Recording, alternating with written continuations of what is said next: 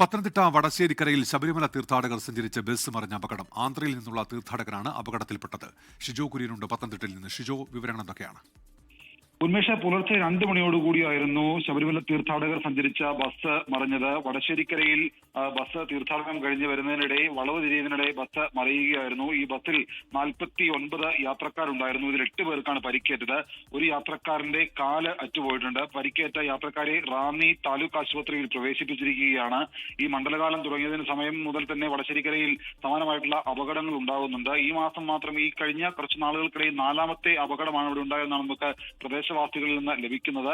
49 പേർ തീർത്ഥാടകർ സഞ്ചരിച്ച വാഹനം തീർത്ഥാടനം കഴിഞ്ഞ് മടങ്ങി വരുന്നതിനിടെയാണ് വടശ്ശേരിക്കരയിൽ വളവ് തിരിയുന്നതിനിടെ മറിഞ്ഞത്. അങ്ങനെ ഈ ഒരു യാത്രക്കാരന്റെ കാലറ്റുപോയി. കാലിലേക്കാണ് ബസ് മറിഞ്ഞത്. അങ്ങനെയാണ് ഈ യാത്രക്കാരന്റെ തീർത്ഥാടകന്റെ കാല് അറ്റുപോയത്. ബാക്കി 8 പേരെയും താലൂക്ക് ആശുപത്രിയിൽ പ്രവേശിപ്പിച്ചിട്ടുണ്ട്. ഉന്മേഷ്. ശരി, ഷിജോ കുര്യൻ പത്തനംതിട്ടയിൽ നിന്ന്. ലോകത്തെവിടെയായാലും ഏത് സമയത്തും 24 വാർത്തകളും ഓഗ്മെന്റഡ് റിയാലിറ്റി പാക്കേജുകളും എക്സ്പ്ലെയിനറുകളും വിശദമായി കാണാൻ ഞങ്ങളുടെ യൂട്യൂബ് ചാനൽ നിങ്ങൾക്ക് സബ്സ്ക്രൈബ് ചെയ്യാം.